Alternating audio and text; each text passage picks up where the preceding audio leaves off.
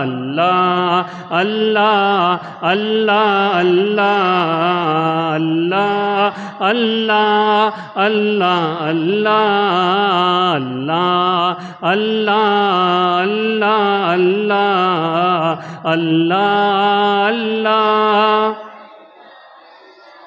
سوتا پیتا کھاتا نہیں اس کا رشتہ ناتا نہیں سوتا پیتا کھاتا نہیں اس کا رشتہ ناتا نہیں اس کے پتا اور ماتا نہیں اس کے پتا اور ماتا نہیں اس کے جورو جاتا نہیں اللہ اللہ اللہ اللہ اللہ اللہ اللہ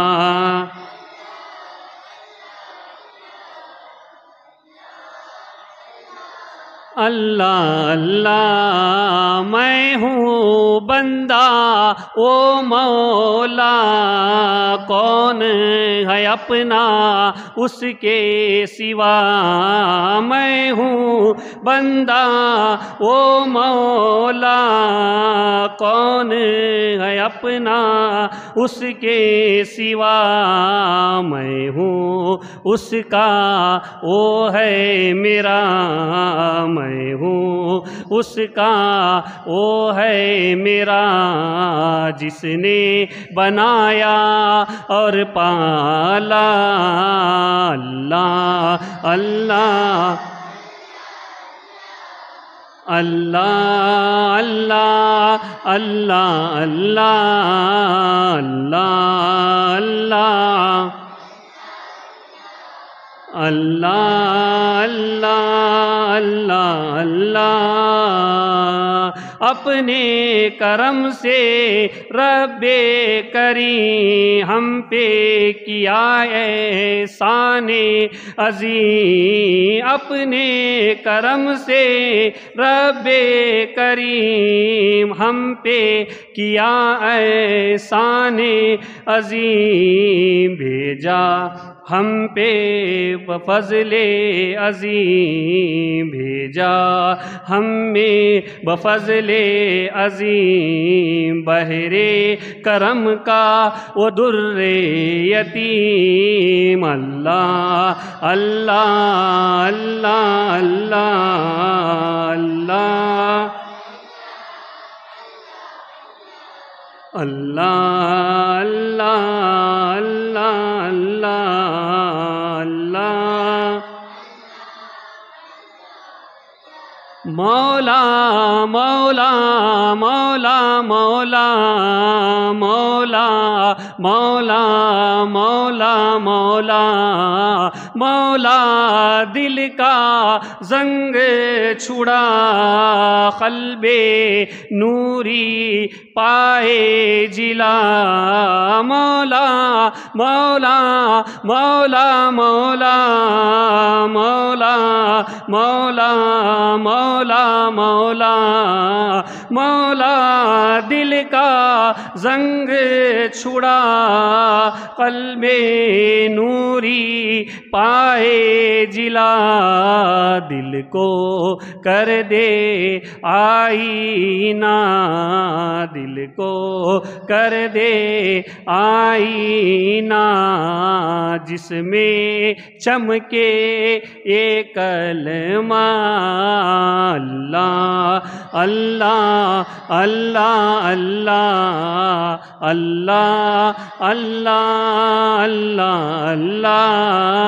اللہ اللہ اللہ اللہ اللہ اللہ اللہ السلام علیکم.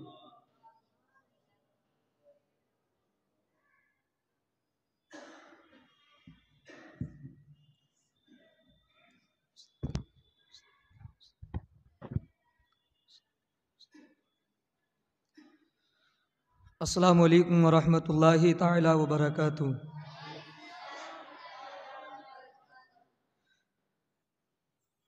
میرے پیارے آقا علیہ الصلوۃ والسلام کے پیارے دیوانوں، کچھ باتیں عرض کرنے سے قبل وضو کے تعلق سے آئیے ہم پیارے نبی صلی اللہ تعالی علیہ وسلم کی بارگاہ میں درود شریف کا نذرانہ پڑھیں الصلاۃ والسلام علیک یا رسول اللہ، الصلاۃ والسلام علیک یا حبیب اللہ، الصلاۃ والسلام علیک یا نور اللہ، صلی اللہ تعالی علیہ وسلم۔ ایک شاعر کہتا ہے، نہ میں تحریک چھوڑوں گا نہ میں قرآن چھوڑوں گا، نہ میں تحریک چھوڑوں گا نہ میں قرآن چھوڑوں گا، نہ اس مٹی کو چھوڑوں گا نہ یہ پہچان چھوڑوں گا، اور تجھے کرنی ہے جتنی کوششیں کر لے مجھے مٹانے کی، نہ میں یہ اسلام چھوڑوں گا نہ میں یہ ہندوستان چھوڑوں گا، نہ میں یہ اسلام چھوڑوں گا نہ میں یہ ہندوستان چھوڑوں گا۔ پچھلا جمعہ تو گزرا ہے، میں نے وضو کے تعلق سے جو باتیں بتائیں کہ سب سے پہلے ہم ہاتھ دھوتے ہیں، پھر کلی کرتے ہیں، پھر ناک میں پانی چڑھاتے ہیں، اور پھر چہرہ دھوتے ہیں۔ یہاں پر بات ختم کر دی تھی۔ آئیے وضو سے کیا فائدہ ملتا ہے ہم کو؟ فرماتے ہیں کہ ایک مریض کا چہرہ ہر وقت گرم رہا کرتا تھا، چہرہ گرم رہا کرتا تھا، ٹھنڈی دوائیں ہر قسم کی وہ استعمال کرتا تھا تاکہ اس کا چہرہ اچھا رہے، الرجی سے بچا رہے، گرمی سے بچا رہے، استعمال کرتا تھا۔ لیکن افاقہ نداد اس کو نماز پڑھنے اور ہر نماز کے بعد نیا وضو کرنے کی تاکید کی گئی۔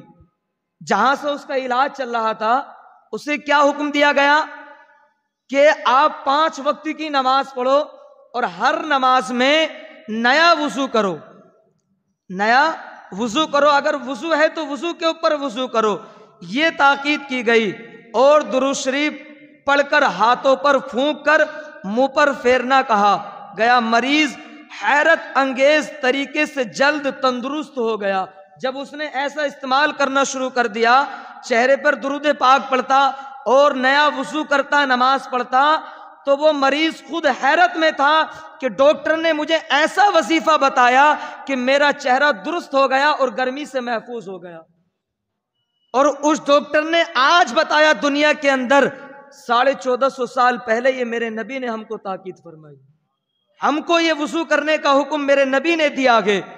یہ آج کی سائنس آج تحقیق کر رہی ہے، آج ہم کو بتا رہی ہے، تو لوگ کر رہے ہیں، مگر اپنے نبی کے فرمان کو بھول بیٹھ کر ہم نبی کے فرمان کو تاکید نہیں کر رہے، نبی کے فرمان کو نہیں پڑھ رہے۔ وہ آج بتا رہے تو استعمال کر رہے، میرے نبی نے 1450 سال پہلے فرمایا تھا کہ جو وضو کرے گا اس کے چہرے کی گرمی دور ہو جائے گی۔ ایک مرتبہ وہ آتا ہے کہ گرمی کی وجہ سے چہرے پر الرجی ہو جاتی ہے، یعنی کہ پھنسی نکل آتے ہیں، پھڑیاں نکل آتی ہیں، تو میرے دوستوں، میرے نبی علیہ الصلوۃ والسلام کے پیارے دیوانوں، وضو کرو، وضو کی برکت سے اللہ رب العزت اس بیماری کو دور فرما دیا کرتا ہے۔ آگے فرمایا گیا، چہرے کے الرجی کے مریض اگر چہرے کو وضو کے وقت اچھی طرح دھوئیں تو الرجی کے نقصانات کم ہو جاتے ہیں۔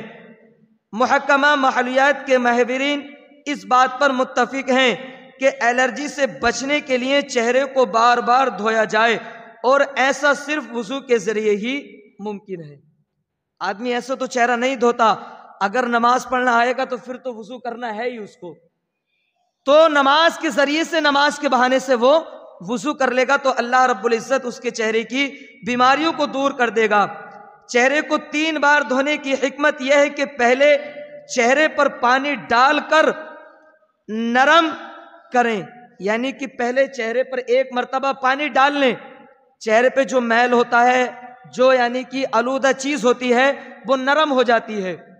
پھر دوسری مرتبہ پانی اس میل کو اتار دیتا ہے، اور جب تیسری مرتبہ ہم دھوتے ہیں تو وہ چہرہ ہمارا صاف ہو جایا کرتا ہے۔ وضو کرنے کے بعد پانی سے تر ہو جاتے ہیں۔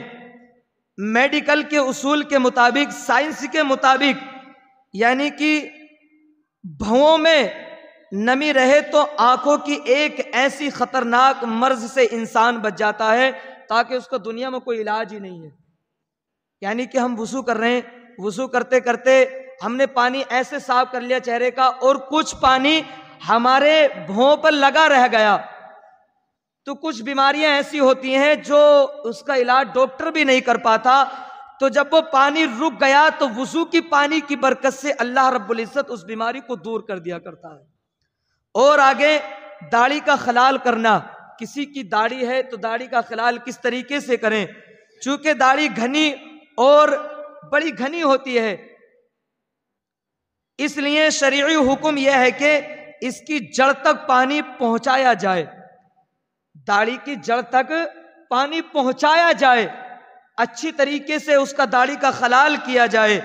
ایسا کرنے سے بالوں کی جڑیں مضبوط ہوا کرتی ہیں، داڑھی کے بالوں کی جو جڑیں ہوا کرتی ہیں ایسا کرنے سے مضبوط ہوا کرتی ہیں۔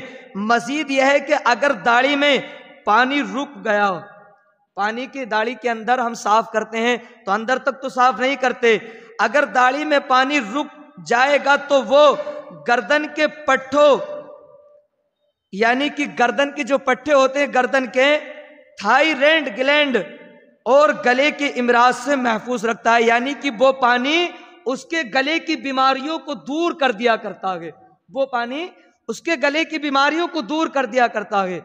اللہ نے ہمیں اگر توفیق دی ہے نماز پڑھنے کی تو اچھے طریقے سے وضو کرے، اچھے طریقے سے اگر داڑھی رکھنے کی توفیق دی ہے، داڑھی آپ کی ہے تو اچھے طریقے سے خلال کریں۔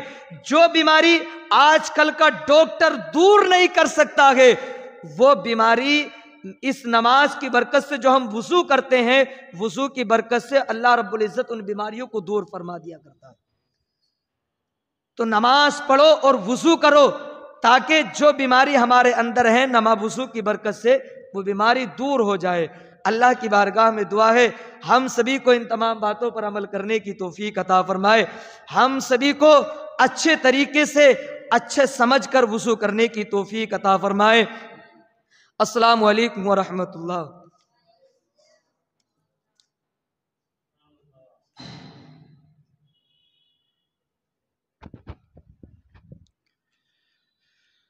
السلام علیکم ورحمۃ اللہ تعالی وبرکاتہ۔ پڑھیں الصلاۃ والسلام علیک یا رسول اللہ، الصلاۃ والسلام علیک یا نور اللہ، وعلی آلک واصحابک یا نبی اللہ صلی اللہ تعالی علیہ وسلم۔ آقا کی ثناخوانی دراصل عبادت ہے، آقا کی ثناخوانی دراصل عبادت ہے، ہم نعت کی صورت میں قرآن سناتے ہیں۔ میرے پیارے آقا علیہ الصلوۃ والتسلیم کے پیارے دیوانوں، ترنم کا انداز تو مجھے نہیں آتا، پھر بھی میں کوشش کرنے کے لیے کھڑا ہوں، آپ تھوڑا میرا بھی ساتھ دینے کی آپ کوشش کریں۔ صلی اللہ علیہ یا رسول اللہ، وسلم علیک یا حبیب اللہ۔ سب مل کر پڑھیں صلی اللہ علیہ یا رسول اللہ، وسلم علیک یا حبیب اللہ۔ اٹھی نظر تو ان کے کرم پر ٹہر گئی، دل کیا سنور گیا، میری قسمت سنور گئی۔ دل کیا سنور گیا، میری قسمت سنور گئی، ہجر نبی میں کہاں بے اثر گئی، تڑپے جو ہم یہاں تو مدینے خبر گئی، صلی اللہ علیہ یا رسول اللہ وسلم علیک یا حبیب اللہ۔ آئیے امام الکلام کلام الامام سے آغاز ہے انشاءاللہ تعالی، آپ میرا ساتھ دینے کی کوشش کریں۔ سنتے ہیں کہ محشر میں صرف ان کی رسائی ہے، سنتے ہیں کہ محشر میں صرف ان کی رسائی ہے، گر ان کی رسائی ہے جب توبہ بن آئی ہے، مچلا ہے کہ رحمت نے امید بنائی ہے، مچلا ہے کہ رحمت نے امید بنائی ہے، کیا بات تیری مجرم، کیا بات تیری مجرم، کیا بات بنائی ہے، سنتے ہیں کہ محشر میں صرف ان کی رسائی ہے، گر ان کی رسائی ہے لو جب تو بنائی ہے، سب صف محشر میں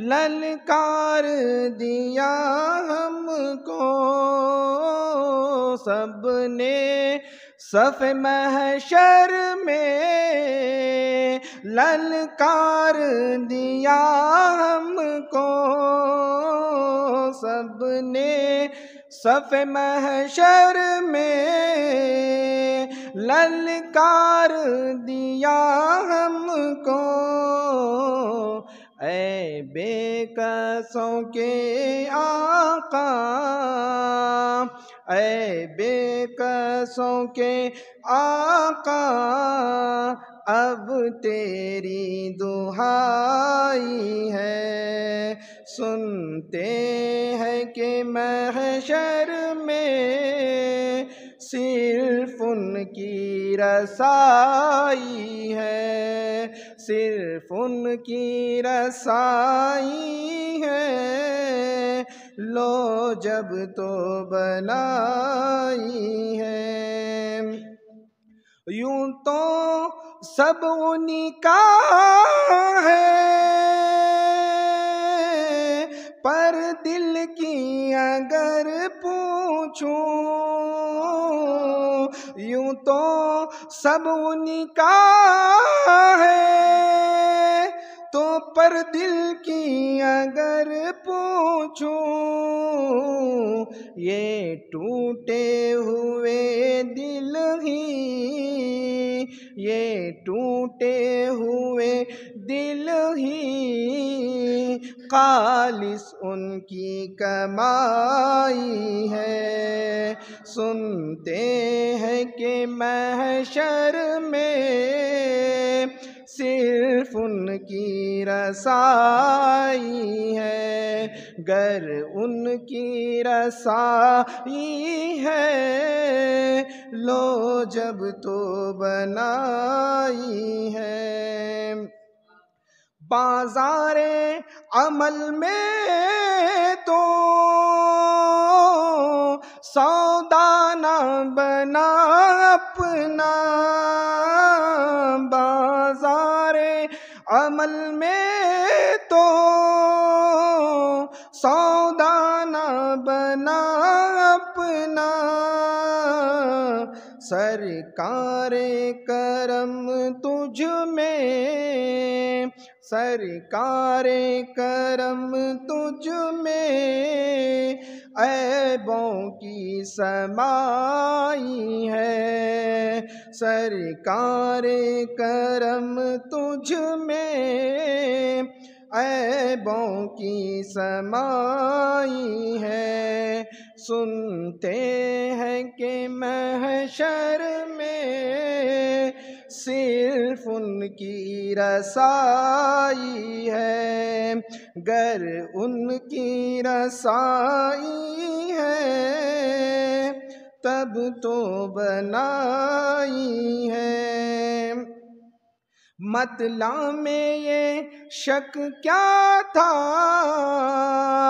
واللہ رضا واللہ مطلع میں یہ شک کیا تھا واللہ رضا واللہ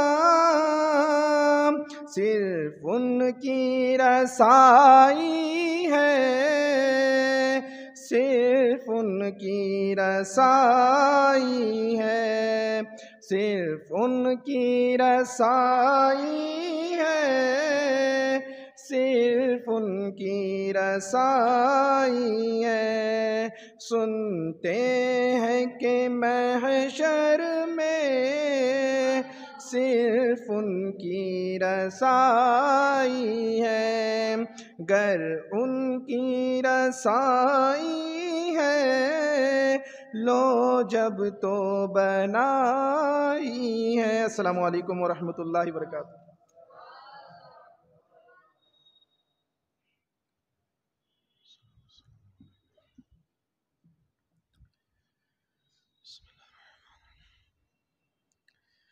الحمد للہ رب العالمین والعاقبۃ للمتقین والصلاة والسلام علی سیدنا وسید الانبیاء والمرسلین وعلی آلہ واصحابہ الطیبین الطاہرین اما بعد فاعوذ باللہ من الشیطان الرجیم بسم اللہ الرحمن الرحیم قال اللہ تبارک و تعالی فی القرآن المجید والفرقان الحمید ان اولیاؤہ الا المتقون صدق اللہ العظیم صدق رسولہ النبی الامین المتین الکریم ونحن علی ذلک لمن الشاہدین والشاکرین والحمد للہ رب العالمین برادران ملت اسلامیہ و حاضرین بزم سنی اجتماع السلام علیکم ورحمۃ اللہ وبرکاتہ پڑھیں بآواز بلند الصلاۃ والسلام علیک یا رسول اللہ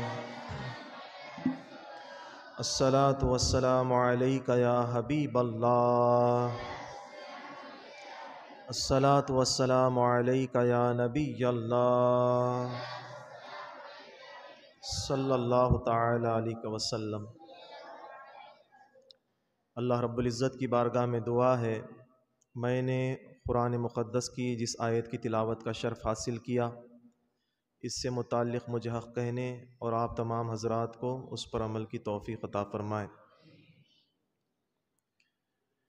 آپ تمام حضرات نے آج کے اجتماع کے عنوان کے حوالے سے سن رکھا ہوگا اور دیکھ بھی لیا ہوگا آج ہمارے اس اجتماع کا عنوان موضوع کرامت غریب نواز ہے سرکار غریب نواز رضی اللہ تعالیٰ عنہ کی ذات بابرکات بے مثال تھی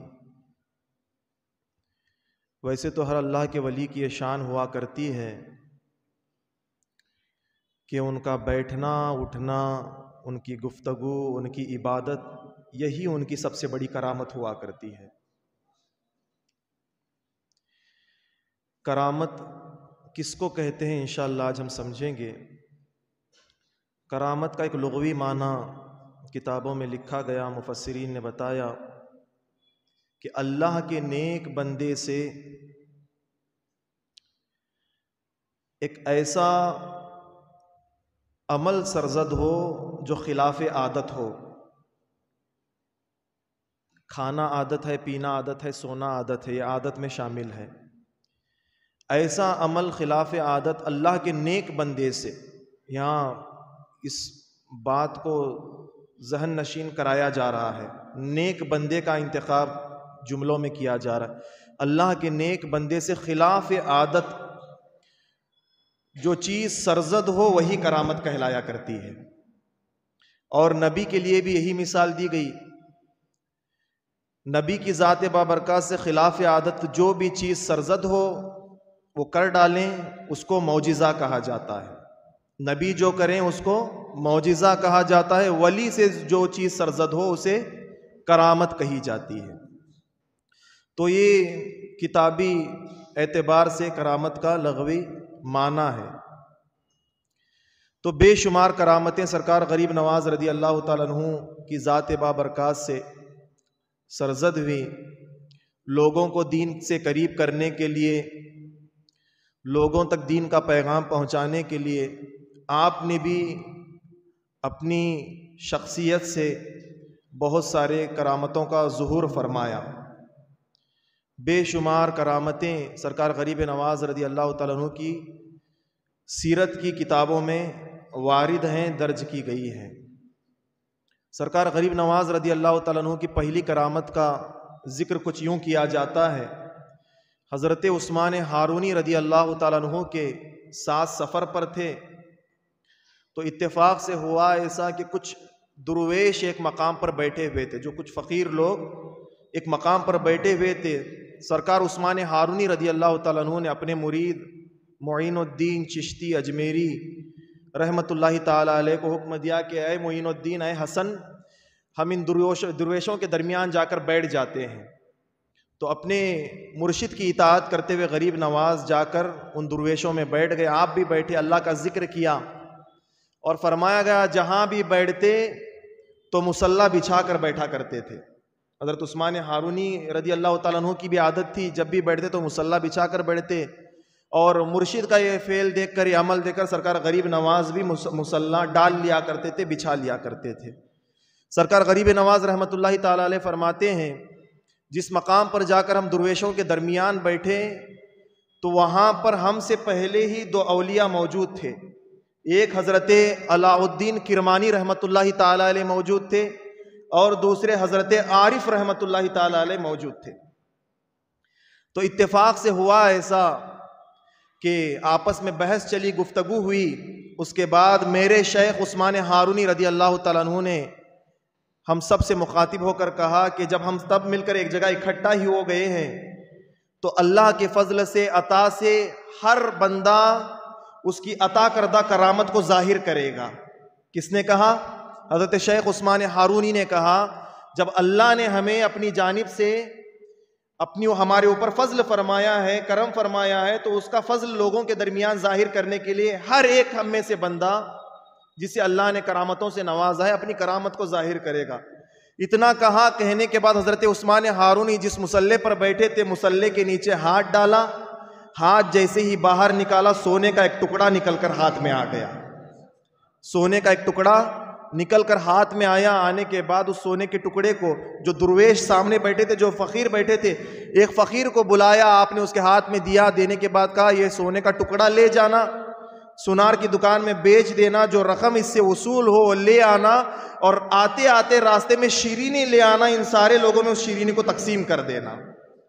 یعنی اپنے لیے کچھ نہیں مانگا، نکالا بھی، کرامت ظاہر بھی کی تو وہ امت کے لیے ہی کرامت تھی. اس کے بعد حضرت علاء الدین کرمانی سے مخاطب ہوئے، کہا کہ آپ کچھ بتائیں. اتنا کہنا تھا، فرمایا گیا جہاں پر وہ بیٹھے تھے وہاں پر ایک لکڑی کا ڈنڈا موجود تھا. حضرت علاء الدین کرمانی رحمت اللہ علیہ نے اپنا ہاتھ اس لکڑی کے ڈنڈے پر مارا، وہ ڈنڈا سونے کا بن گیا. اس کے بعد حضرت خواجہ غریب نواز رحمت اللہ تعالیٰ علیہ جو حضرت عثمان ہارونی رضی اللہ تعالیٰ عنہ کے بغل میں بیٹھے تھے، اب شیخ مخاطب ہوئے اپنے مرید سے، کہا کہ اے حسن تم کچھ نہیں بتاؤ گے. اب حضرت خواجہ غریب نواز رحمت اللہ تعالیٰ علیہ فرماتے ہیں جب میرے شیخ نے مجھے حکم دیا کہ کیا تو کچھ نہیں دکھائے گا؟ میرے کاندھے پر ایک جھولی موجود تھی اور وہ جھولی جو تھی خالی تھی. اب حکم شیخ کا تھا، نکلے یا نہ نکلے، عمل شیخ کے حکم پر مجھے کرنا تھا. یہ حضرت خواجہ غریب نواز رحمۃ اللہ علیہ فرما رہے ہیں. وہ پہلی کرامت ان کی تھی. حکم شیخ نے دیا، اب میں ہاتھ ڈال کر باہر نکالوں، ہاتھ میں کچھ بھی آئے، مجھے اس بات کا یقین ہے حکم شیخ کا ہے، کچھ نہ کچھ تو ضرور آ جائے گا. اس نیت سے میں نے اپنے جھولی میں ہاتھ ڈالا اور ڈالنے کے بعد اللہ اکبر کہہ کر جیسے ہی جھولی کے باہر ہاتھ نکالا تو میرے ہاتھ میں 4 روٹیاں موجود تھی، کھانے والی 4 روٹیاں موجود تھی. جو میرے قریب فقیر بیٹھا تھا، میں نے اپنی شیخ کی رضامندی سے وہ 4 روٹیاں اس فقیر کو عطا کر دی. یہ پہلی کرامت سرکار غریب نواز کی اپنے شیخ کے قربت سے ظاہر ہوئی. وہ فرماتے ہیں رحمت اللہ تعالی علیہ، بے شمار کرامتیں آپ کی ہیں. ایک بات کو آپ سمجھیں، کرامتیں فضیلتیں بہت خوشی و لذت کے ساتھ ہم لوگ سماعت کرتے ہیں، مگر یہی اللہ کے قریبی بندے جن کو اللہ نے اپنا قرب عطا کیا، اپنی قربت عطا کی، یہ خود فرماتے ہیں کرامت پر سبقت لے جانے والی اگر کوئی چیز ہے تو وہ استقامت ہے. کرامت بھی وہ مرتبہ حاصل نہیں کر سکتی جو مرتبہ، جو مقام استقامت حاصل کرتا ہے. یہ سرکار غریب نواز رضی اللہ تعالیٰ عنہ کے ملفوظات میں سے، حضرت عثمان ہارونی رضی اللہ تعالیٰ عنہ کے ملفوظات میں سے یہ بات میں آپ کو کہہ رہا ہوں. ان کے فرامین ہیں، حالانکہ خود کرامتیں دکھاتے تھے لوگوں کو، اس کے باوجود بھی فرماتے تھے یہ کرامت کچھ بھی نہیں ہے استقامت کے نزدیک. یعنی مصمم مدلل جو ارادہ اللہ کی ذات سے بندے کا ہوتا ہے، بندہ اللہ کی راہ میں ڈٹا ہوا ہوتا ہے، یعنی جس راستے پر خدا کے بندے کو چلنا ہے اس راستے سے بہکتا نہیں، ہٹتا نہیں، ٹس سے مس نہیں ہوتا، اس کو استقامت کہا جاتا ہے. اور جو یہ استقامت ہے یہ کرامت پر بھاری ہے. اور اکثر اولیاء کرام کی سیرتوں کو آپ اٹھا کر دیکھیں، ان کی سیرتوں کا مطالعہ کریں، آپ کو پتا چلے گا اللہ نے بے شمار کرامتوں فضیلتوں کا جامع بنا کر ان کو پیدا فرمایا تھا. اس کے باوجود بھی اکثر اولیاء کرام نے اپنے وجود سے کسی کرامت کو ظاہر نہیں فرمایا، کیونکہ ان کو اس بات کا علم تھا کہ میرے رب کے نزدیک کرامت سے زیادہ مرتبہ استقامت کا ہے. اگر میں استقامت پر زیادہ فوکس کروں گا، عمل کروں گا، تو کرامت سے بھی زیادہ اللہ رب العزت کے نزدیک مرتبہ و مقام حاصل کر لوں گا. یہاں تک کہ بزرگوں نے فرمایا، اکثر اولیاء کرام کے اقوال میں سے ہے کہ اللہ نے اگر کسی بندے کو قربت عطا کی، اس کے بعد اس کو فضیلت کا جامع بنایا، اپنے جانب سے کرامتوں سے بھی نوازا، تو اس کو چاہیے کہ اپنی کرامتوں کو اس طریقے سے چھپائے جیسے کوئی عورت، بالغہ عورت ایام ممنوعہ میں اپنے اس چیز کو، یعنی اس کے عمل کو چھپاتی ہے. یعنی جو اس کے ایام ممنوعہ آتے ہیں، یعنی عورتوں کے جو خاص دن آتے ہیں، انگلش میں جس کو پیریڈز کہا جاتا ہے، وہ پتہ نہیں چلتا عورت کے وجود سے کہ اس کے دن آئے ہیں یا نہیں آئے. اتنے بہترین انداز سے ان دنوں کو عورت ٹال دیتی ہے، چھپا دیتی ہے.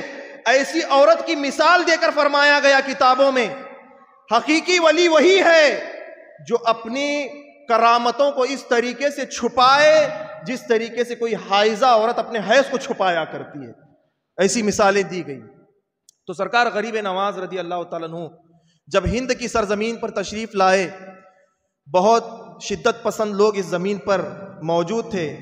پرتھوی راج جس کو کہا جاتا ہے یہاں کا بادشاہ تھا، وہ رائے پتھورا بول کر وہ بہت ظلم کے پہاڑ سرکار غریب نواز پر ڈھائے. جب ہند میں آئے تو اونٹوں پر بھی ان کی کرامت ظاہر ہوئی. جب اونٹ بیٹھے رہے تو کہا کہ اب جو اونٹ بیٹھے ہیں اب یہ بیٹھے ہی رہیں گے. جب تک جا کر غریب نواز کی بارگاہ میں معافی طلب نہیں کی گئی تب تک اللہ کے حکم سے وہ اونٹ اٹھ نہیں پائے، بیٹھے کے بیٹھے رہے. یہاں تک کہ راجہ مہاراجوں نے اپنی بیٹیوں کو خواجہ غریب نواز کو بہکانے کے لیے بھیجا. وہ آئیں، عیاش بن کر آئی، براہنہ آئی تاکہ بابا کو بہکا سکیں. جو دین لے کر یہ ہند پر آئے ہیں اس دین سے ان کو پھیر دیا جائے، اس دین سے ان کو معزول کر دیا جائے. اس نیت سے آنے والی لڑکیاں بھی ان کی بارگاہ سے باحیا با پردہ بن کر جاتی ہوئی نظر آئی. ایسا کردار سرکار غریب نواز کا اس ہند میں لوگوں کو دیکھنے کو ملا، نظر آیا. اور یہاں تک کہ فرمایا گیا 90 لاکھ جو ہم بار بار اپنی زبان سے کہتے ہیں، کتابوں میں لکھا گیا ہے، یہ ظاہری 90 لاکھ نہیں ہے، یہ زبان کے اعتبار سے بتائے گئے الفاظ ہیں جو 90 لاکھ مسلمانوں کو کلمہ پڑھوایا۔ اللہ ہی بہتر جانے کہ کتنے کروڑ لوگوں نے ان کے ہاتھ پر بیعت کی اور اسلام قبول کیا۔ یہاں تک کہ کتابوں میں لکھا گیا ہند کے حدود میں داخل ہونے سے پہلے سرکار غریب نواز نے 5 لاکھ لوگوں کو صاحب ایمان بنا دیا تھا۔ 5 لاکھ لوگ صاحب ایمان بن گئے تھے، کلمہ پڑھ کر مسلمان بن گئے تھے۔ اب جو ہند کے حدود میں داخل ہونے سے پہلے 5 لاکھ لوگ ایمان لا چکے ہیں، جب ہند میں تشریف لائے تو آپ اندازہ لگائیں کتنے لاکھ کروڑ لوگ سرکار غریب نواز کی ذات پر ایمان لائے ہوں گے۔ جب یہاں آئے تو عبادت گاہ کوئی موجود نہیں، عبادت کرنے کے لیے درختوں کے نیچے بیٹھنا، اللہ کا ذکر کرنا، لوگ مائل ہونے لگے، مریدین بننے لگے، اللہ کی وحدانیت کا اقرار کرنے لگے، رسول اللہ صلی اللہ علیہ وسلم کی رسالت کا اقرار کرنے لگے، دین کی طرف کثرت سے جب لوگ مائل ہونے لگے تو سرکار غریب نواز رضی اللہ تعالیٰ عنہ نے اپنے مریدوں کو حکم دیا کہ اسی راجستھان کی سرزمین پر، اس بنجر زمین پر، اجمیر کی زمین پر ہم مسجد کو تعمیر کریں گے۔ جب حکم دیا مریدوں نے مسجد کو تعمیر کرنا شروع کر دیا۔ اتفاق سے ہوا ایسا کہ جب رات آئی تو مسجد کا تعمیری کام جو چلنا تھا، جس طریقے سے دن میں چل رہا تھا، وہ کام رک گیا۔ وجہ یہ تھی کہ اندھیری کالی رات تھی، ایک دوسرے کا چہرہ معلوم نہیں ہوتا تھا دیکھنے سے، اور کوئی چیز چھوتے تو کیا پکڑ رہے ہیں کیا لا رہے ہیں محسوس نہیں ہوتا۔ مریدین آنے کے بعد عرض کیا حضور مسجد جس انداز و کیفیت سے دن میں تعمیر ہو رہی تھی، جس انداز و کیفیت سے دن میں مسجد کا کام بن رہا تھا، باندھا جا رہا تھا، بن رہی تھی، اب وہ رات میں رک گیا ہے۔ فرمایا وہ کس لیے؟ کہا کہ رات کی تاریکی بہت زیادہ ہے، ایک دوسرے کے چہرے نظر نہیں آتے، معلوم نہیں ہوتے، آواز سے محسوس کرتے ہیں، نہ کوئی روشنی نہ کوئی چراغ جس کو رکھ کر اس کی روشنی میں مسجد کو تعمیر کیا جائے۔ سرکار غریب نواز رضی اللہ تعالیٰ عنہ نے حکم دیا ایک کام کرو، جس بستی میں ہم قیام پذیر ہیں اسی بستی میں بہت سارے لوگ موجود ہیں، گھر موجود ہیں، وہاں جانا، جا کر چراغ میں تیل ڈالنے کے لیے، دیے میں تیل ڈالنے کے لیے تیل مانگ کر لانا۔ اگر کوئی پوچھ لے تو میرا نام کہہ دینا کہ جو معین الدین غریب نواز آئے ہیں انہوں نے کہا ہے کہ مسجد کی تعمیر کا کام چالو ہے، تو اس کی تعمیری کام کے لیے روشنی کی حاجت ہے، ہمیں کچھ تیل درکار ہے، اگر تیل دے دیں گے تو چراغ جلیں گے تو کام بڑھے گا۔ تو مریدین گئے، گھر گھر پوچھنے لگے۔ اس وقت کے بادشاہ نے، پرتھوی راج نے ساری قوم پر حکم نافذ کیا تھا۔ اب کرامتیں ظاہر ہو رہی تھیں، لوگ جوق در جوق ایمان قبول کر رہے تھے، مسلمان ہو رہے تھے، اپنے جو دین کے ماننے والے تھے بتوں کی پوجا کر رہے تھے، اپنے بتوں سے پھر رہے تھے۔ اب اس حوالے سے بڑا پریشان تھا، کہا کہ کوئی بھی اس بابا کی مدد اس زمین پر نہیں کرے گا، اگر کوئی اس کی مدد کرے گا تو اس کو سخت سے سخت سزا دی جائے گی۔ اب حکم نافذ کر دیا، لوگوں کو پتا تھا۔ اب جس دروازے پر جو بھی مرید غریب نواز کا مانگنے کے لیے جاتا، دروازہ منہ پر بند کر دیا جاتا، بات کرنے کو ہی موقع نہیں دیا جاتا۔ ابھی وہ بات کرنا شروع کرتے، دروازے بند کرتے، کھڑکیاں بند کرتے، دریچے بند کرتے۔ اسی طریقے سے پوری بستی میں ان کے مریدوں نے گشت کیا، کہیں سے بھی اگر تیل نہیں ملا تو واپس لوٹ آئے۔ کہا کہ حضور جو آپ نے فرمایا اسی قول کے مطابق ہم گئے لانے کے لیے، مگر کہیں سے بھی ہمیں چراغ کے لیے تیل کسی بندے نے نہیں دیا۔ وجہ یہ ہے کہ جو یہاں کا بادشاہ وقت ہے اس نے ہماری مدد کے لیے قوم کو منع کر رکھا ہے۔ اگر کوئی منع دے گا، لوگ دینے کی تمنا تو رکھتے ہیں مگر بادشاہ کا خوف ان کو ستاتا ہے، کہیں سزا نہ ہمیں دے دے، سزا کے مستحق نہ بن، اس خوف سے لوگ دینے کو تیار نہیں ہیں۔ جب یہ بات کہی تو سرکار غریب نواز رحمۃ اللہ تعالی علیہ نے فرمایا ایک کام کرو، اگر کوئی بڑا دیگچا ہے، دیگ ہے تو اسے لا کر اس مسجد کے صحن میں رکھ دو۔ تو اب اسی اندھیرے کے ماحول میں مریدین گئے، ایک دیگچا لا کر رکھ دیا۔ ایک مرید کو حکم دیا ایک کام کرو، میرے وضو کے لیے پانی کا اہتمام کرو۔ وضو کے لیے پانی لایا گیا سرکار غریب نواز رحمۃ اللہ تعالی علیہ کے لیے۔ جب لایا گیا تو اپنے ایک مرید کے سہارے اس دیگ میں آپ رحمۃ اللہ علیہ اتر گئے۔ اترنے کے بعد وضو کے لیے جو پانی لایا گیا تھا اس پانی کو لے لیا۔ یہاں رک کر مجھے وہ بات یاد آتی ہے، حضور صلی اللہ علیہ وسلم نے کثرت امت کا ذکر کیا صحابہ کے درمیان۔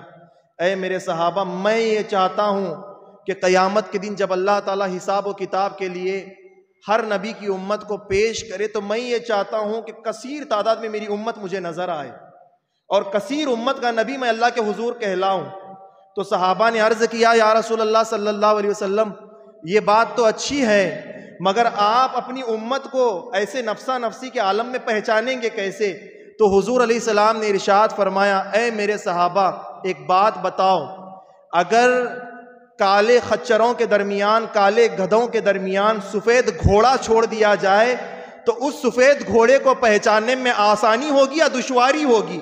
تمام صحابہ ایک آواز میں کہنے لگے یا رسول اللہ صلی اللہ علیہ وسلم تمام جانور جو چھوڑے گئے ہیں سب سیاہ رنگ کے ہیں، اب ان سیاہ جانوروں میں ایک سفید جانور چھوڑ دیا جائے، گھوڑا چھوڑ دیا جائے، پہچاننے میں کیا مشکل ہوگی، آسانی سے وہ نظر آ جائے گا۔ سرکار مسکرائے، مسکرانے کے بعد فرمایا میری امت کا معاملہ بھی بروز قیامت ایسا ہی ہوگا۔ صحابہ نے عرض کی یا رسول اللہ صلی اللہ علیہ وسلم وہ کیسے؟ تو ہمارے اور آپ کے آقا علیہ السلام نے ارشاد فرمایا جو میرے امتی کثرت کے ساتھ وضو کریں گے، قیامت کے دن جب اللہ رب العزت حساب و کتاب کے لیے ان کو پیش کرے گا، تمام انبیاء کی جماعت حاضر ہوگی، تو ان کے وہ وضو کے اعضاء، جن اعضاء پر انہوں نے وضو کا پانی بہایا ہو، جس طریقے سے کالے خچروں میں وہ سفید گھوڑا نظر آ رہا تھا، ان کا ہر وضو، ان کا ہر جسم کا وجود حصہ اس وضو کے پانی کے وجہ سے قیامت کے دن چمکتا ہوا نظر آئے گا۔ اس چمک کو دیکھ کر میں پہچان لوں گا یہ کوئی اور نہیں ہے، میرا امتی کھڑا ہوا ہے، میرا امتی کھڑا ہوا ہے، اس طریقے سے پہچان لوں گا۔ یہ وضو کی برکت ہے، وضو کی شان ہے۔ حضور علیہ السلام نے وضو کی فضیلت صحابہ کے درمیان بیان فرمائی، جو وضو کرے وہ وضو کرنے والے امتی کو بھی قیامت کے دن حضور پاک صلی اللہ علیہ وسلم پہچان لیں گے۔ اب غریب نواز دیگ میں اترنے کے بعد وضو کا پانی جو دیا، وضو کرنے لگے، بسم اللہ پڑھ کر وضو شروع کیا، پورا مکمل وضو کیا۔ اس کے بعد پھر ایک مرید کو اشارہ کیا، اشارہ کرنے کے بعد مرید نے ہاتھ بڑھایا، حضرت غریب نواز رحمت اللہ علیہ کو جیسے ہی مرید نے باہر کھینچ لیا، ابھی آپ مکمل طور سے دیگ کے باہر بھی نہیں آئے تھے، سارے مریدین کہتے ہیں جس دیگ میں سرکار معین الدین چشتی رحمت اللہ تعالی علیہ نے بیٹھ کر وضو بنایا، وہ ساری کی ساری دیگ آن ہی آن میں روشن ہو گئی، اس سے نور کی کرنیں پھوٹنے لگی، روشنی پھیلنے لگی۔ اب وہ جیسے ہی پوری کی پوری دیگ سے روشنی پھوٹنے لگی، اس کی روشنی میں ساری کی ساری مسجد کا کام اور تعمیری کام ہمیں نظر آنے لگا۔ جو کام بچا ہوا تھا اس تاریکی رات میں سرکار معین الدین چشتی رحمت اللہ تعالی علیہ کے وضو کردہ اس پانی کی روشنی میں سارے کے سارے کام کو ہم نے تکمیل کر دیا، مکمل کر دیا۔ یہ شان تھی سرکار غریب نواز کی، کوئی چراغ دے یا نہ دے، کوئی آگ دے یا نہ دے، اللہ رب العزت نے ایسا فضل ان پر کیا ہوا تھا۔ اگر وہ وضو بھی بنا لیا کرتے تھے تو اللہ رب العزت نے ان کے وضو کے پانی میں یہ تاثیر رکھی تھی کہ وہ چاند سے زیادہ چمک و آب و تاب لے کر روشن ہوا کرتا تھا۔ یہ شان غریب نواز رحمت اللہ تعالی علیہ کی ہے۔ ایک دفعہ کا واقعہ ہے، ایک راستے سے گزر رہے تھے، دیکھا کہ کچھ دوری پر آگ بہت کثرت سے روشن ہے، جل رہی ہے، تو اپنے ایک مرید سے مخاطب کہا کہ اتنی روشنی کس چیز کی نظر آ رہی ہے؟ مرید نے کہا حضور یہ مجوسیوں کی بستی ہے اور ان مجوسیوں نے آگ کو جلایا ہے۔ مجوسی کسے کہتے ہیں؟ آگ کی پوجا کرنے والے کو مجوسی کہتے ہیں۔ تو اے ہمارے مرشد، اے معین الدین چشتی رحمت اللہ علیہ، یہ جو آپ کو روشنی نظر آ رہی ہے آگ کی روشنی، یہ مجوسیوں نے جلائی ہے۔ تو آپ نے فرمایا یہ آگ انہوں نے کس لیے جلائی ہے؟ تو عرض کیا مرید نے حضور یہ قوم آگ کی پوجا کرنے والی ہے، آگ کی بندگی کرنے والی ہے۔ اتنا جیسے ہی آپ نے سنا، کہا کہ چلو جہاں وہ آگ کی روشنی نظر آ رہی اسی سمت مجھے لے کر چلو۔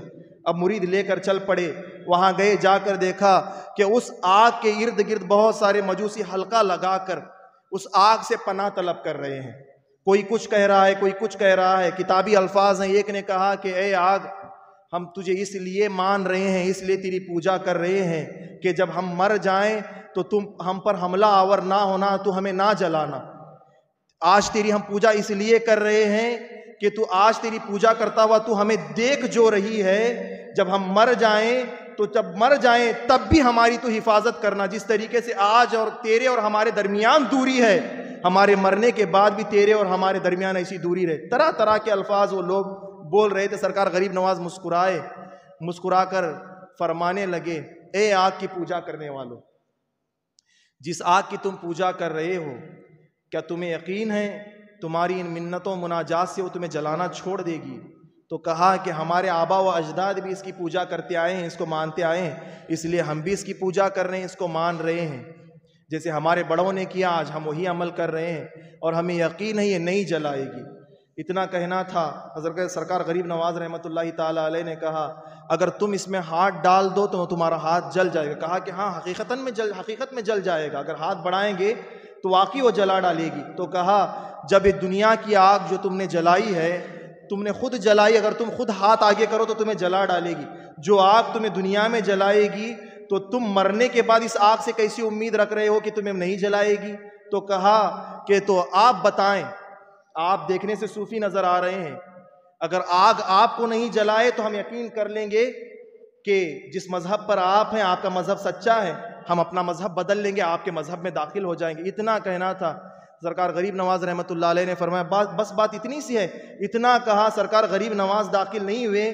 مریدین فرماتے ہیں اپنے پیر میں جو نال پہنی تھی، جوتا پہنا تھا، ایک جوتے کو نکالا پیر سے، نکالنے کے بعد اپنے ہاتھ سے اٹھایا غریب نواز نے، آگ میں پھینک دیا۔ جو آگ دہک رہی تھی، بھڑک رہی تھی، جیسے ہی سرکار غریب نواز کا جوتا جا کر اس آگ میں پڑا، گلے گلزار ہو گئی، بجھ کر ٹھنڈی ہو گئی، سلامتی والی ہو گئی۔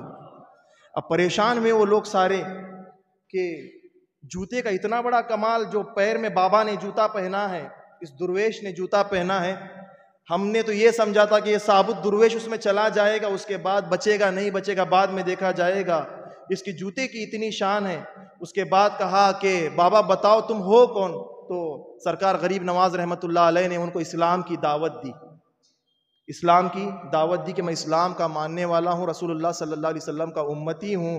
تو اے نادانو جان لو، جو حقیقت میں اللہ کے دین کا قائل ہو جاتا ہے، اس کے دین کا خدمت گزار ہو جاتا ہے، اس کا اطاعت گزار ہو جاتا ہے، اللہ کی شان یہ ہے، بندے کا مقام، بندے کا مرتبہ اپنی جگہ، جس بندے سے کسی چیز کی نسبت ہو، اللہ رب العزت اس چیز کو بھی جلانا گوارا نہیں فرماتا۔ جب میرے پیر کی جوتی کو میرے رب نے جلانا گوارا نہیں کیا تو بروز قیامت و معین الدین کو جلانا کیسے گوارا کرے گا؟ اتنا سرکار غریب نواز رحمۃ اللہ علیہ نے کہا۔ سارے کے سارے مجوسی کھڑے ہوئے، قدم پکڑ لیے غریب نواز کے، کہا کہ بابا اے درویش دیر نہ کر، جس مذہب کا تو ماننے والا ہے، جس مذہب کی تو تعلیم دیتا ہوا یہاں گھوم رہا ہے، پھر رہا ہے، اسی مذہب میں ہمیں داخل فرما کر ہمیں مسلمان بنا ڈال۔ سارے کے سارے مسلمان ہو گئے، صاحب ایمان ہو گئے۔ یہ کرامت ہے سرکار غریب نواز رحمۃ اللہ علیہ کی۔ آخری بات بتا کر گفتگو ختم کرتے ہیں۔ جو ہمارے اپوزیشن ہیں، غیر مقلدین، جماعت تبلیغی، ان کی کتاب سے یہ واقعہ آپ کے سامنے میں پیش کر رہا ہوں۔ ان کے جو بڑے پیشوا ہیں اسماعیل دہلوی جس کو کہا جاتا ہے، اپنی کتاب جمال الاولیاء میں، کون سی کتاب کا نام بھی دیکھیے، کتاب کا نام کیا ہے؟ جمال الاولیاء کتاب میں اس واقعے کو نقل کیا ہے۔ اسماعیل دہلوی وہ کہتے ہیں، ایک دفعہ کی بات ہے، ایک گانا گانے والا گویا سرکار غریب نواز رحمۃ اللہ علیہ کی مزار پر انوار کے قریب آ کر بیٹھ گیا۔ بیٹھنے کے بعد بار بار یہی جملے دہراتے جاتا کہ نام جب غریب نواز رکھا ہے تو غریبوں کو نوازا بھی کرو، ورنہ غریبوں کو نوازتے نہیں ہو تو نام کیوں رکھا ہے غریب نواز؟ کیا کہتا؟ نام جب غریب نواز رکھا ہے تو غریبوں کو نوازا بھی کرو، اگر نوازنا نہیں چاہتے تو نام اپنا کیوں رکھا ہے غریب نواز؟ بار بار یہی جملوں کو دہراتا۔ کچھ دیر گزری انہی جملوں کو دہراتے ہوئے، ایک رقت سی اس پر طاری ہو گئی، جنون میں آ کر بار بار کہنے لگا۔ ایک صاحب جمال بزرگ، بہت حسین و جمیل دیکھنے سے نظر آتے تھے، بہت خوب روح شخصیت تھی، وہ اس کے قریب آئے، آنے کے بعد اس کے ہاتھ میں ہاتھ دیا، دینے کے بعد ان کے ہاتھ میں کچھ تھا، اس کے ہاتھ میں تھما کر وہ چلے گئے۔ اب اس نے دیکھا لفافہ جو حاجت طلب کر رہا تھا، اس کے ہاتھ میں وہ حاجت موجود تھی، وہ اسباب موجود تھے۔ اب جو بار بار کہہ رہا تھا نام جو رکھا ہے غریب نواز، نوازنا نہیں آتا تو نام کیوں رکھا غریب نواز؟ یہ جو جملے کہہ رہا تھا وہ کہنا اس نے بند کر دیا۔ وہ فرماتے ہیں، اسماعیل دہلوی کہتے ہیں کہ یہ جو بندہ جب اس نے کہنا جملے بند کر دیے، وہیں پر تھوڑی دوری پر ایک حلقہ لگا کر اس حلقے میں حضرت نظام الدین اولیاء محبوب الہی رحمت اللہ علیہ بیٹھے ہوئے تھے، اس کے پیچھے کچھ دوری پر بیٹھے ہوئے تھے، یہ سارا منظر انہوں نے دیکھ لیا۔ اب سرکار نظام الدین اولیاء محبوب الہی رحمت اللہ تعالی علیہ جن کو کہا جاتا ہے، اب وہ اٹھنے کے بعد جھٹ سے اس گانا گانے والے کے پاس آئے جو بار بار طلب کر رہا تھا، اور کوئی آیا بھی، دیا بھی، چلا بھی گیا، جو یہ بار بار بول رہا تھا اس کا منہ بھی بند ہو گیا۔ اس کے پاس آئے، آنے کے بعد اس کے دونوں ہاتھوں کو گویے کے پکڑا، گانے والے کے، بار بار چومنے لگے، بوسہ دینے لگے، بار بار چومنے لگے، بوسہ دینے لگے۔ جب بوسہ دے دے کر سرکار نظام الدین اولیاء کا محبوب الہی کا دل بھر گیا، اس کے بعد پھر اس کے ہاتھوں کو ادباً چھوڑا، آ کر اپنے مریدوں کے حلقے میں بیٹھ گئے۔ اب جو مریدوں نے دیکھا تھا یہ سارا مریدوں نے جو منظر دیکھا تھا بہت تعجب کرنے لگے، یہ تو ایک گائک ہے، سنگر ہے، بے ادب گستاخ ہے، فاحش گانے ایسے ویسے کلمات یہ پڑھتا ہے، لوگوں کو محظوظ کرتا ہے ناچ گانے کے ساتھ، اور ہمارے شیخ ولی کامل، مرشد باصفا، اللہ کا قرب جنہوں نے حاصل کیا، ان کو کیا حاجت ہوئی کہ جا کے اس گویے کے ہاتھ چوم رہے ہیں؟ ان کے ہاتھ چومنے کے لیے مخلوق ترستی ہے، تڑپتی ہے، منتیں مناجات کرتی ان کے دیدار کے لیے، یہ جا کر اس کا ہاتھ چوم رہے ہیں۔ جب آ کر بیٹھے تو مریدوں نے مخاطب ہو کر کہا، حضور ایک بات سمجھ میں نہیں آئی۔ کچھ دیر سے وہ بندہ چیخیں مار رہا تھا غریب نواز کے نام سے، نوازنا نہیں آتا تو نام کیوں رکھا غریب نواز، نوازنا نہیں آتا تو نام کیوں رکھا غریب نواز، ایسی چیخیں مار رہا تھا۔ ایک وجد طاری ہوا، کچھ لمحے گزرے، آپ یہاں سے اٹھے، جا کر اس کے ہاتھ کو بوسہ دے لیا، چوم لیا، وجہ کیا ہے؟ تو سرکار نظام الدین اولیاء مسکرائے، فرمایا بات یہ ہے کہ جب وہ بار بار مانگ رہا تھا، اس کی حالت ایسی تھی، گھر کی مالی حالت ایسی تھی کہ بہت غریب ہے، یہ گاتا ہے تبھی لوگ سکے درہم دینار ڈالتے ہیں، اسی سے گزارا کر لیتا ہے، اور اتفاق سے اس کا گھر کا معاملہ ایسا ہے کہ اس کی کچھ بیٹیاں ہیں اور ساری کی ساری بڑی ہو گئی ہیں، بالغ ہو گئی ہیں، اور ان بچیوں کا نکاح کرنے کے لیے، شادی کرنے کے لیے اس کے پاس کوئی اسباب موجود نہیں ہے۔ جب اسباب موجود نہیں تھے تو اپنے دوستوں کے یہاں گیا، احباب کے یہاں گیا، رشتہ داروں کے یہاں گیا، بھائیوں کے یہاں گیا، سب جگہ اس نے عرضی ڈالی کہ کہیں نہ کہیں سے اسباب نکل آئیں، اس کے بعد بچیوں کا نکاح کر دوں، شادی کر دوں۔ تو ہوا ایسا، جہاں بھی گیا سارے جگہ اس کو رسوا کر دیا گیا۔ اب یہ رسوا ہو کر اب کہاں بیٹھے ہیں سرکار نظام الدین اولیاء؟ سرکار غریب نواز کے در پر بیٹھے ہیں، بتا کہاں کی رہی ہیں؟ گھر کے حالات بتا رہے ہیں۔ جب نظام الدین اولیاء کی شان کا عالم یہ ہے کہ اس گویے کے حالات مریدین کو بتا رہے ہیں، نہ نظام الدین اولیاء اس کے گھر گئے، نہ اس کی بچیاں کتنے نظام الدین اولیاء نے دیکھے بغیر اس کے گھر کا حال بتانے والے نظام الدین کا یہ عالم ہے، تو معین الدین کی شان کا عالم کیا ہوگا؟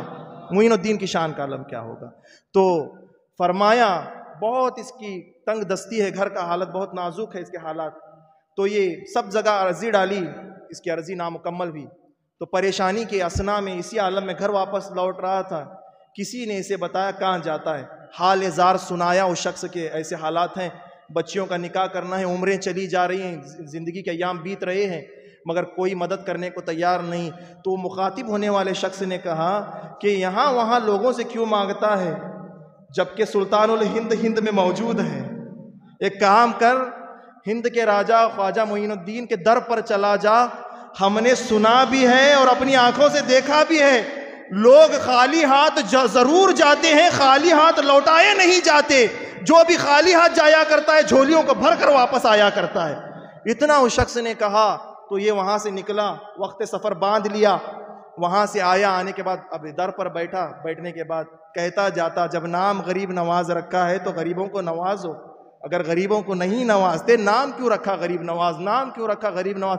آنکھوں سے اشک جاری ہوئے، اسی اسنا میں ڈوب کر بار بار غریب نواز کو پکارتا رہا، میں نے اپنی آنکھوں سے بیٹھ کر اے میرے مریدوں تمہارے اس حلقے میں سے ان کو دیکھا، اس گویے کو دیکھا، وہ مانگتا جا رہا تھا، سرکار غریب نواز اپنے قبر انور سے اٹھ کر اس کے پاس چلے آئے، اس کے بعد اس سے مصافحہ کیا، جو اسباب کی جس اسباب کی اسے ضرورت تھی وہ سارے اسباب اس لفافے میں رکھ کر غریب نواز نے اسے عطا کیے، پھر اپنی قبر پر انوار میں لوٹ کر چلے گئے۔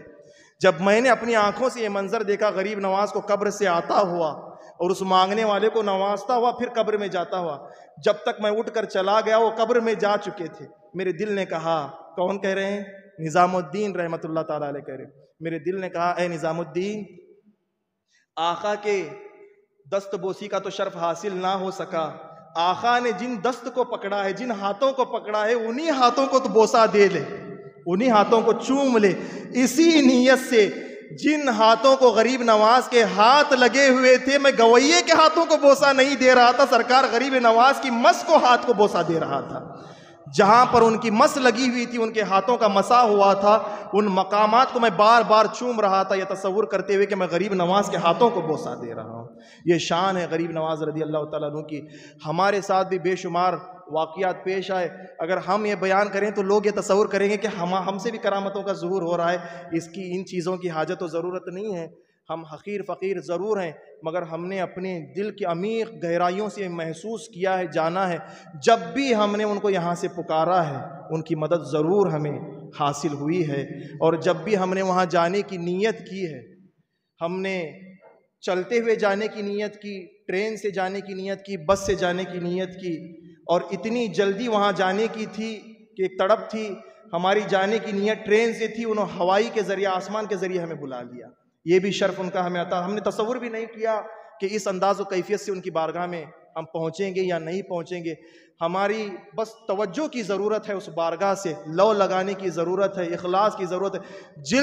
دل جتنا کثرت کے ساتھ ان کی ذات سے وابستہ رہے گا، وہاں سے ہمیں بہاریں، فیض ملتا ہوا نظر آئے گا۔ بے شمار باتیں اور بے شمار کرامتیں سرکار غریب نواز کی ان کے جسم، جسمانیات، وجود ناس، وجود اطہر سے وارد ہیں۔ بتائیں گے تو یہ دن بیت جائیں گے، یہ وقت ختم ہو جائے گا، مگر ان کی کما حق ہو شان بیان نہ ہو سکے گی۔ بس ہماری سنی دعوت اسلامی کے اس پلیٹ فارم سے ہم یہی میسج دیتے ہیں، اولیاء کاملین کی سیرتوں کو پڑھا کریں، ان کے صرف معجزات، کمالات اور ان کے کرامتوں کو پڑھ کر بس جذبہ، جوش، ابال پیدا کر نہ چھوڑیں، ان کے اعمال پر بھی توجہ کریں۔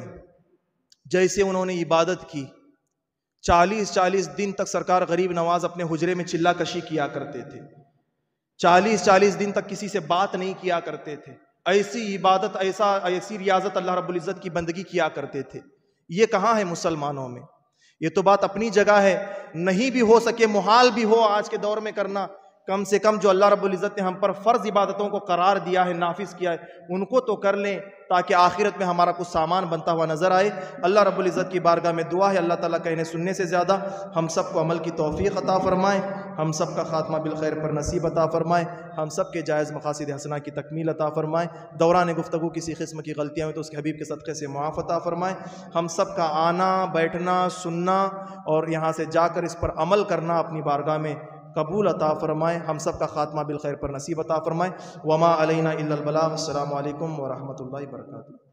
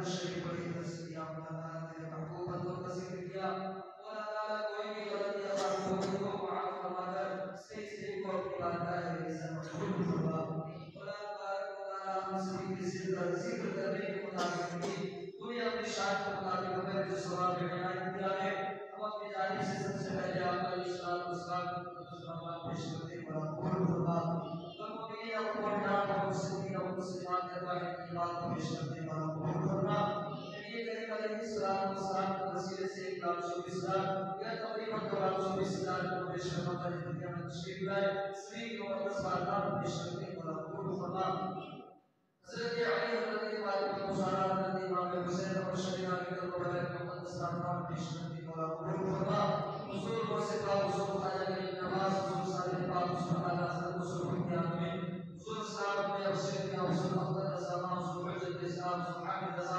حضور بھی رب شفا شیعہ عالم اسلام میں جانے کے لیے ایک بڑی اپنی مساراتوں کے اندر آرام فرمائے اس کی مقدس بارگاہ پیش کرتے ہیں قبول فرما مولا تبارک و تعالی اس سلسلے کی برکت سے ہم سبھی کی تمام گناہوں کو معاف فرما ہم سبھی کی تمام خطاؤں کو معاف فرما زندگی کے اندر خوشحالی پیدا فرما ہم سبھی کو تمام آفات اور ریاض سے محفوظ فرما ہم سبھی کی جان کی مال کی عزت و آبرو کی حفاظت فرما مولا تبارک و تعالی ہم سبھی کے علم و عمل میں دشوار عطا فرما جو طالب علم مولا تبارک و تعالی علم حاصل کر رہے ہیں مولا تبارک و تعالی بچوں کے علم میں دشوار عطا فرما بچوں کو حاصل کے سے ظالمین کی ظلم سے شیاطین کی شر سے محفوظ عطا فرما مولا تعالی ہم سبھی کے دلوں کے اندر نماز پڑھنے کا سبب و شوق عطا فرما شریعت مطہرہ پر زندگی گزارنے کی توفیق عطا فرما اللهم احفظنا من كل بلاء الدنيا وعذاب الاخره سورة الفاتحة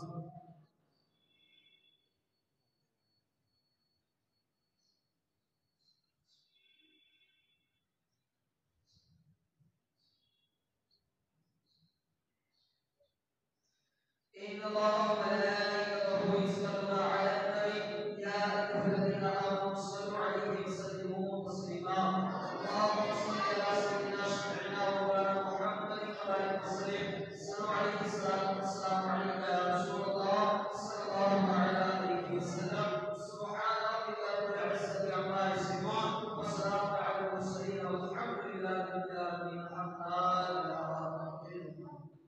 سنی دعوت اسلامی کی دعوت عرش و عام کرے